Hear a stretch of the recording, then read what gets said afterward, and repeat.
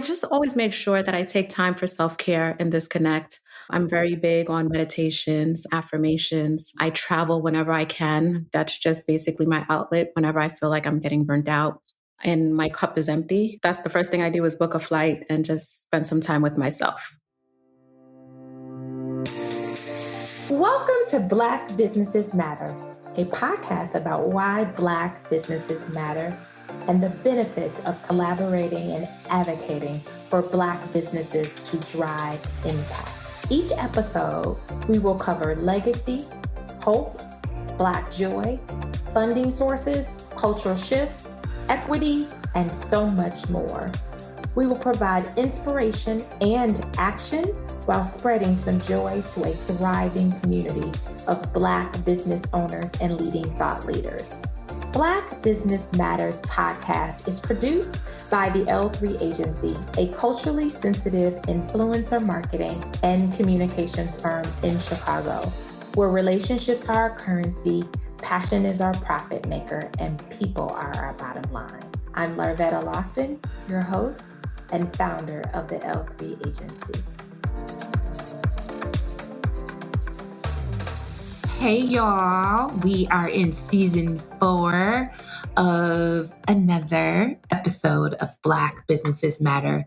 Man, we are just brewing this entire season. We've had our event and now we are back in the podcast studio interviewing amazing people, outstanding folks. And this season, we're talking about equity. That is an important subject. We're hearing it fly across these various social media. We hear people are taking in roles as D&I, diversity, equity, inclusion. But I've had so many people like, but what does that really mean? And so what we decided was we wanted to bring various practitioners in several industries to talk about equity. As you all know, I work in marketing, and so we are certainly helping them to create that narrative and create equity around the content that they are serving up, or even in how they are introducing new brands into these marginalized communities. We've been talking about that a lot. And for me, I think it's important that we talk about it holistically. And so I'm excited about our next guest. And I had to sit with her to get her name right. So bear with me, but I think I got it. Katushia. I think it just makes me feel very elegant. Katushia. So that is my next guest. She has been in the healthcare industry and nursing field for over a decade and a nurse practitioner since 2016, where she obtained her master's in nursing as a board-certified adult geriatric nurse practitioner. So prior to becoming a nurse practitioner, she has extensive experience as a registered nurse from administration to medical surgical unit. I literally bow my head to nurses. I've watched them care for my parents, and I think it is a field that is understaffed, but I also believe that it lacks a level of equity because we know in certain communities it looks different. And so Katushia is doing something, I think, to shift that narrative. In pursuit of making her dreams a reality, she opened up a medical spa in Plainview, New York, actually last year. So she is brand new to the world of entrepreneurship, but she is certainly not brand new to this industry. And she specializes in aesthetics and IV hydration. But what you don't know about her is you can find her traveling, baking, and spending time with loved ones. Welcome to the show. Thank you so much, Larvetta. I love the introduction. I appreciate it. And so, guys, the name of her business is KP Drip Bar and Aesthetics. I don't know about you, but when I saw it, I was like, ooh, okay, Drip Bar. Okay. All right, let's put a nice little spin to it and make people feel special. But before we dig into this new endeavor and you reaching your dreams, I want to hear from you. Like, what was your journey like? Did you grow up wanting to be a nurse? Did you have family members that were nurses? Yes, I actually do come from a long list of nurses. And I remember growing up that my mom used to talk very vividly about my great aunt who was the first nurse in the family. And we still have her picture till this day, as you envision a nurse with the hat on her head and all in white and with the roses on her uniform and just everything all in white. I always knew that I wanted to work in the medical field, but I really wasn't sure until I started kind of growing up and learning about the sciences and being exposed to more nurses in my family, including my mother. Sure enough, once I graduated high school, my mom was like, listen, you look like you have a knack for caring for people and I enjoy the sciences. Why don't you try nursing and take it from there? And I followed through and here I am. So let me say this. I think that, first of all, like I said, going to school to become a nurse is over my head, Katushia. Like, I'm like, okay, all right, like that whole thing. But I do think I'm curious to get your thoughts on it. But I also find that nurses, to me, are probably more, if not vital, to the bedside manners of patients. 100%. I remember working as a bedside nurse, and we're the ones that are on the floor seeing patients through the good days and the bad days and monitoring them. And if we notice that anything is they're about to code or crash, we're the first persons at the bedside trying to save their lives. And then after that, the physicians and the ancillary staff will come in afterwards. Like they say, nurses are the heartbeat of the hospital or any healthcare system, honestly. They are. So tell me, in the space that you were in, I mean, obviously you've launched your own medical spa, but during that time, where did you see where they lack equity in the space that you worked in? Could you give us, is it okay if you could give us an example?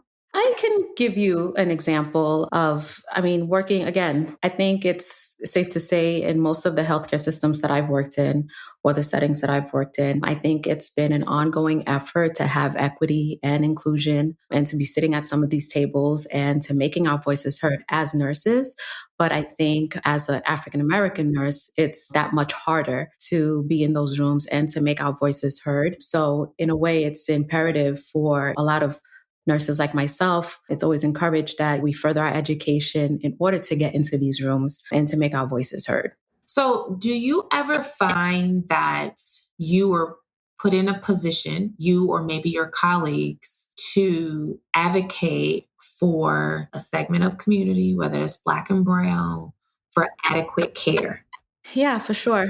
I've encountered scenarios myself, but I know within the community, there's been a big issue with maternity. And a lot of our Black and Brown sisters, for whatever reason, are dying after giving birth and they're not being heard of their issues or concerns or their symptoms. And that's something that is constantly being brought up and discussed, and there needs to be a change. I didn't know. See, and I think the reason why we wanted to really delve into this season is because we feel like we're not hearing equity across all industries. It's very much silos, right? And so I think the fact that you just brought something to our attention, and I think it's important, which is why we built this podcast, is for individuals, whether you work in a Black industry or not, that you are aware and culturally sensitive to that so that advancements or support can be given. Because when you said that, my heart just dropped because I'm not hearing about that. And these are the things that we deal with as nurses, and we've gotten so accustomed to it. And maybe sometimes we should speak up more often than we should. That's the reality of our job. So, I have to ask this, Katushia, because nurses, you care for others. How do you care for you? I just always make sure that I take time for self-care and disconnect. I'm very big on meditations, affirmations. I travel whenever I can. That's just basically my outlet whenever I feel like I'm getting burnt out and my cup is empty. That's the first thing I do is book a flight and just spend some time with myself. Nice. When you travel, is it like, is it island or it's just wherever? It's kind of wherever. I typically keep a list of places I always want to travel to. So I just kind of check it off. Or depending on what I'm feeling, if I want to go somewhere warm, I'll head to the islands. Or if I want to do more activities, I'll probably go to Europe. And most recently, I started traveling to the motherland. So travel is my outlet. Nice. That's one of my bucket lists. So when you said that, I'm just like, ooh, that is my buddy. It's either 2023 or 24. It's happening. I really just want to go away for a month, Katushia. I just want to be gone for a month. So tell me this. So now this dream of opening up your own medical spa, and tell me about that. And because now it's not even a year yet that you opened up, and it is. So guys, I haven't been there, but one of the things I will say is that a lot of times with my standalone brick and mortar businesses, oftentimes they're not able to give us the feel of what you're going to feel. But when I went to, I was like, oh, I want to go there. I want some drip. I want some drip. So I'm just having a moment because oftentimes it doesn't necessarily complement the services. I'm not saying everyone, guys, but I do recognize that in a lot of our Black businesses, we don't understand that the website is your first digital footprint to customers or just people to learn more about what you do. So what motivated you to say, I'm about to do this? Like, I'm about to leave kind of this, for lack of a better word, this kind of public sector, if you will. I'm just saying from a public standpoint, and kind of build my private sector. What was the defining moment for you? For me, I think it's been in the making. I've always been kind of a free spirit. So even when I was working at the bedside or in different positions in healthcare, I typically never stayed at a position longer than 2 years. And I know some people may frown upon that, but I found that if I didn't move around as frequently as I did, I don't think I would have the experience that I have now and the opportunities that have been presented to me and being exposed to certain people to kind of open my mind to entrepreneurship and say, like, listen, these very skills that you have that people are profiting off of, you can do the same for yourself and don't have a middleman and put money into your pockets with the same very skills that you went to school for. And that for me, that's when the light bulb went off. And again, I was around other entrepreneurs, other healthcare professionals who are entrepreneurs, and they just kind of plant the seed in my head and gave me some mentorship. And here I am. And there you are. Isn't that just what Black women do, right? You give us the tools and honey, we are going to build on it. But I want to see something because I did some research on you. You know, I love to research all of my guests, but you go by Miss Paul. Tell me about that because it just makes me feel like when it's Miss Paul, I don't know, it's very nurturing with Miss Paul. So is that your way of being inclusive with your client? Yeah, Miss Paul or NP Paul, or you can just kind of call me Kat. Whatever makes my clients feel comfortable, I'm okay with that. You know, that's so different in the healthcare field, right? Yeah. Yes, I'm very much aware. And that's the thing, I'm just trying to set my own persona, I guess, so to say, within entrepreneurship and in healthcare at the same time. That is dynamite. Like seriously. Cause I think when I saw it, I was like, oh, Miss Paul. Okay. It just makes you feel like, and let me say this for my listeners. While you might be thinking Miss Paul, she's like this, and nothing against my older seasoned women. She's not an older seasoned. She looks amazing. I don't see her, but her photo on her website is absolutely stunning. So Thank you. I just want the world to understand that Miss Paul is not the lady in the window with peeking outside. You know what I'm talking about. You know what I'm talking about. So, but I want to talk about what you offer. So I want you to tell our listeners, because for me, I was unaware. Let me say this. I'm familiar, but I love to get a breakdown of IV hydration. I have a few friends that kind of had to have it done. And, I just want to understand it for our listeners, the purpose of it. Why is it necessary? Is it something that your doctor encourages? Do you just walk in and you're just like, yep, this is what I need? So I'd love for you to share what is IV hydration, because I see it popping up even in my hometown of Chicago. So IV hydration is basically infusing vital vitamins that we typically would get from our foods straight into our bloodstream. And by doing that, it helps us get energized more effectively. It's longer lasting. And it's just overall your B vitamins, your vitamin C's, and all essential vitamins that you basically need in order for your cells to function on a day-to-day basis. With that, I'm just asking because I don't know about you, but I know a lot of people within my network in the Black and Brown community are suffering from some level of cancer. So is IV hydration good for as you're getting chemo and radiation? I wouldn't say directly during radiation or getting chemotherapy. And more than likely, if a client comes to me with the diagnosis as such, more than likely I'll have them get clearance from their provider to make sure that it's okay for me for them to receive the infusion. And typically the infusion that I would recommend for clients like that would be our NAD drip, which is basically a cell regenerative drip. And it's very potent to the point where if you do need to get the NAD drip, I would actually have to prescribe it for you and have it shipped to the med spa. And then you would come in and for me to infuse it. Got it. Got it. Got it. Got it. Got it. And so is IV something that you need doctors for you to get a prescription, or just is something that you can just go on your own? No, typically for the NAD, that's specific as far as prescribing. But if anybody calls me, I'll literally do a consultation with them and kind of get an idea of what it is that they're looking for, how are they feeling, and I can kind of guide them as to what drip I would recommend for them. And at that point, they can come in and see me. And being that I am a nurse practitioner, they really wouldn't need a physician to sign off on any orders or prescriptions. Got it. Got it. Got it. Got it. Got it. Now let's talk about, and the drip treatments are done in your office, or do you take it home with you? Most trips are done at the med spa, but I also do home or mobile visits. So I go to the person's home or wherever that they need me to come. Oh, that's awesome. I've had some folks do this and they definitely said it over time. It definitely helped. So I was excited about sitting down with you to learn a little bit about this. So I want to talk about aesthetics. Botox is one of them that I do. I hear a lot of people are doing this. And to be honest with you, I just was happy to see that it was a brown woman who had started it, because the only time that I saw it, I'm going to just about to tell on myself. But I used to watch a show called 90210. I loved it. There was no color in the show, but I loved it. They would talk about Botox.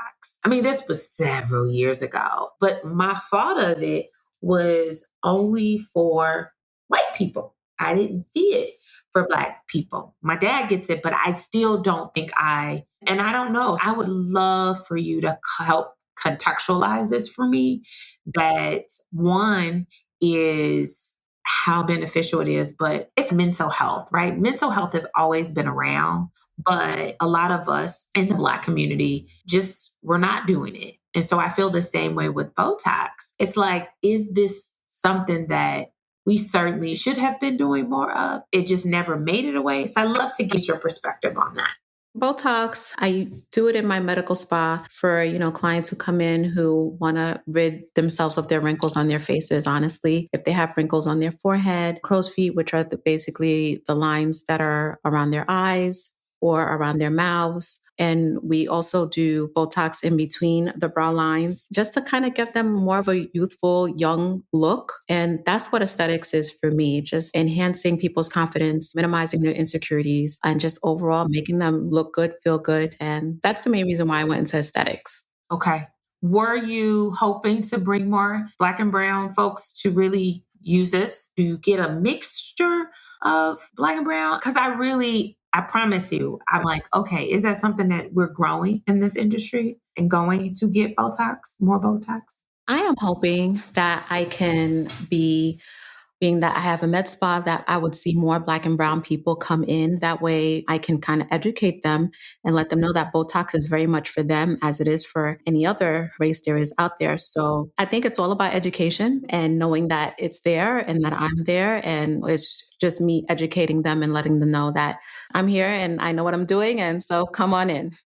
Yes, I believe education is one of them. And then I think the other part is identifying people like yourself that I feel confident to do this procedure that looks like me. Because I think that's the other part of it, is like, people are not able to look into, because to me, it's a treatment or a cosmetic treatment that I didn't see us getting. So there lies, to me, a disconnect. I mean, Botox has been around for like years, right? Yes. And my father gets it. So I've also heard that Botox helps with headaches. It does. Have you heard that?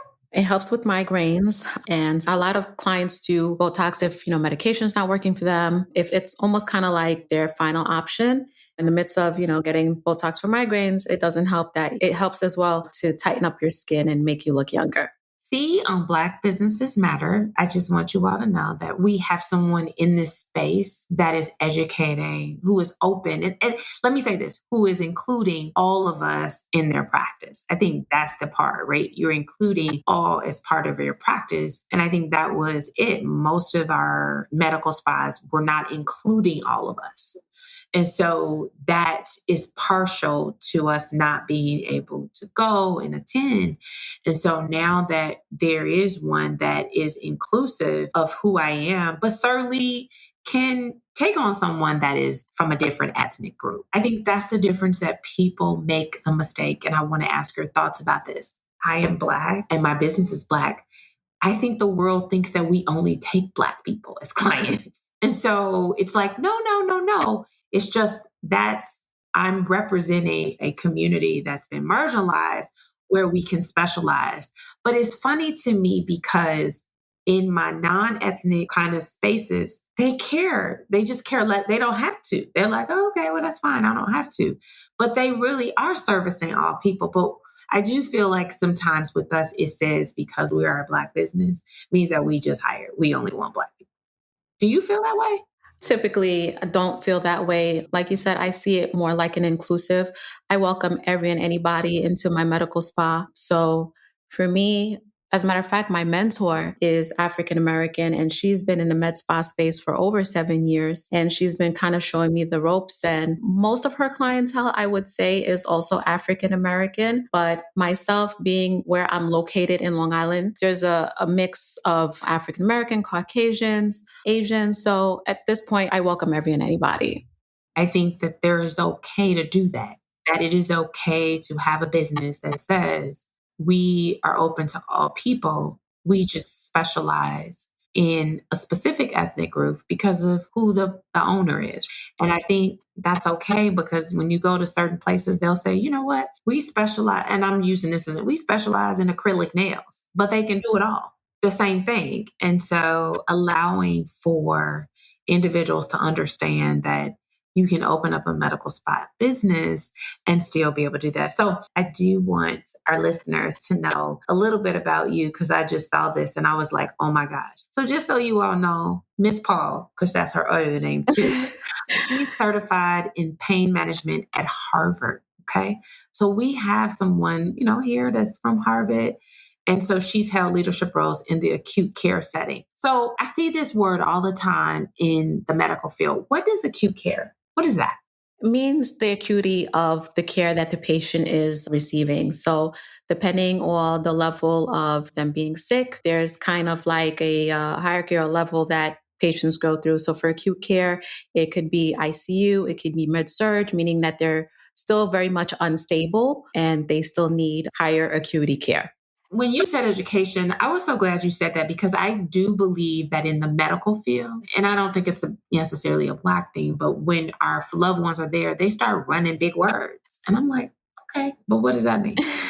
I'll be like, I get okay, it. like break that down to me, like give it to me in layman's terms. And I find sometimes it is intentional to some of our communities to make sure we don't know. That I think causes concern across the board. But I do want to now just take a moment to make sure that folks know how to connect with you because you do content while you are in New York. You do post content for people from an education standpoint. So I would love for you to share how people can just connect with you with the content that you share. Again, for me, I guess coming from my healthcare background and being a nurse, it's always about educating our clients, our patients. That way they can have the best outcomes possible. And as far as my content creation, when it comes to the med spa or my business page, I think it's very important for people to see what it is that I do, how I do it. In that sense, to give people a sense of comfort and confidence that this is a provider that is familiar and knowledgeable about what she's doing. And just to kind of build that rapport with my followers. How can people get to you? Give me some of your ways for people to connect with you. People can connect with me via my social Instagram at KP Drip Bar and Aesthetics. You can also send me a DM and you can also log on to my website, which is also www.kpdripbarandaesthetics.com or via email, which is hello@kpdripbarandaesthetics.com. So do you do virtual education? I do not, no. Okay. Okay. Is that something in the works? I'm thinking about it. Currently, I do virtual consultations, but I think in the near future, that is something I'm probably going to be adding as far. Yeah. Awesome. So you live in New York, the most beautiful, I think, beautiful place of merging fashion, culture, and nature in some cases. I'm going to say that because certain parts of Brooklyn at one point was not good for me. Let me just say that. I used to live there, but I would love for you to share if there was Black business that you enjoy, attended, lived by, that you could just share with our listeners. I would have to say when I lived in Brooklyn, I had lived in Brooklyn for about 3 years. And I think Brooklyn for me is the most live and fun borough. It is. Um, there's always something happening. It is. And for me, I think during that time, it was the Barclays Center. It was up and coming. And Yes. just seeing the transition of the neighborhoods. And I think for me, that's the highlight for me thus far of living in New York. Although currently I reside in Long Island, it's a different pace, but Brooklyn is where it's at. That's And where it's it's the at. Barclays. So she said her favorite is the Barclays Center. Yes. Okay.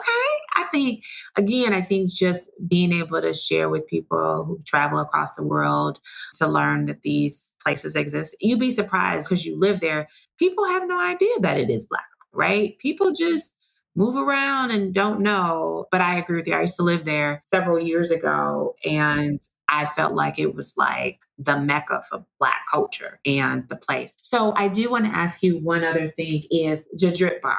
Like, where did you come up with that, the KP drip bar? Because I thought that was super novel. Okay, so for me at the time, I had a mentor and she was helping me figure out names. And she said, you need a name that's catchy, but at the same time, when somebody looks at the name of your business, they can kind of get an idea of what it is that you're offering and they don't need to rack their brain figuring out what you do. So I said, okay, so KP is my initials and drip bar for the IV hydration aspect of it. And aesthetics would be the Botox, the dermal fillers, and the PDO threading services that I service. Okay. I'm going to say this, Katushia. When I thought of drip bar, in my mind, I'm thinking to myself, like, okay, what we about to do with the drip bar? Just kidding. I'm just kidding. It did give me a nice vibe. So good. I love that. I love your name. I just want to say that. It did give me a vibe that makes Thank it you. inclusive, even if I'm unfamiliar what it is. But it was an opportunity for me to be curious about it and want to explore. So I have to say I enjoy it. So all of our guests, we ask this question because we just believe that leading Black businesses, we miss the opportunity to learn about our Black joy. And so we like to ask our guests, what brings you joy? What brings me joy? I think first and foremost, it would be traveling, being at peace with myself, peace in my environment, and living my life on my own terms. And basically, what that looks like to me is having this business, being able to travel when I want, and having more control over my time, and loving on those who love me, spending time and creating memories with friends, family, and just having time for them. Nice. I love it. Katushia, do you have kids? I do not. Do you have fur babies? I do not. No, Have a plant? I do. Because what I have figured out, and might be me, I have turned into a plant mom. Okay. And I got one recently and just really helping me for my self-care. And I'm gonna be honest with you, I didn't want plants because I felt like they die on me because I don't take care of them. But I've been very intentional with bringing that level of oxygen into my space and build on that. So we're connected because we're plant moms. Okay. That's important. So that was kind of my new fun thing that I'm adding because I find that as business owners, and if we don't have kids, what's that other thing that we get to nurture and it nurtures us back? So I would like to ask you with your plant, how long have you had it? I have had this plant. One I've had actually since the summer. And most recently, I was gifted a money tree when I opened my medical spa by my mentor. That's So, yeah. awesome. A money tree. I got to find out. I got to get me one. I gotta get a Yes. money tree. Yes. Oh, that is lovely. I love that. A money tree. Oh my gosh. I love it. Well, any tips you want to give me on being the best plant mom? Just be mindful that your plants are there, because I know I've been guilty of this myself, where when things get busy and life happens, you forget to water your plants. So what I do is, I was given a tip that if you have ice cubes, you can always put that in the pot to kind of stay on top of that. And I get into the habit of talking to them when I do have the chance. I think that's important. And just kind of grooming them as I see necessary. Thank you for the helpful Oh, I have a plan, Mom. So, guys, this has just been a joy to have Katushia here with us to share with her new entrepreneurial endeavor.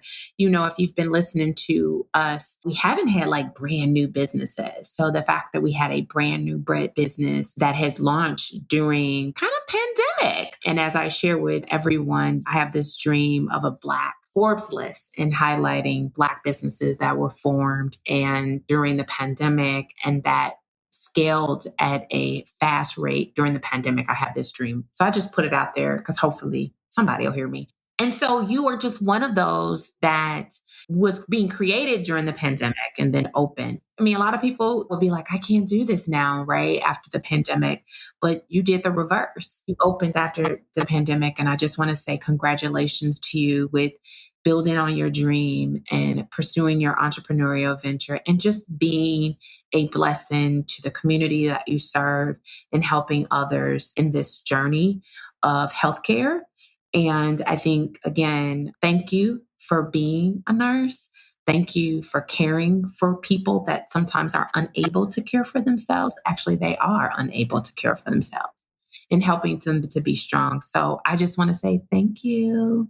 Thank you. Thank you. Thank you so much. And I think if there's anybody that's listening, I would say to them, always bet on yourself. You're always going to be the biggest project that you're going to work on. Never settle and chase your dreams. Yes. I love bet on yourself, Katushia. You bet on yourself. I love that. I love that. All right, people, you all have it. Bet on yourself. That's what I got. Bet on yourself. I think that's important. And what was the other two, Katushia? Always chase your dreams. Always chase your dreams. Yes. And never settle. Yes. And don't settle. So just take that as you kick off this first quarter of the year and continue to listen to Black Businesses Matter. We thank you all for just always rocking with us and allowing us to bring outstanding guests who just have a wealth of information and educating us on various areas. So keep listening, keep shouting us out. We love you and see you soon. Thank you for joining us this week on Black Businesses Matter podcast. Make sure you subscribe to our podcast wherever you listen so you will never miss a show. You can also follow us on social media at the L3 Agency and at Larvetta Speaks. If you love the show, leave a rating so that we can continue to bring you impactful episodes. You can also take the pledge and order our merch at our website at thell3agency.com. THEL3agency.com. Thanks for listening and see you next week.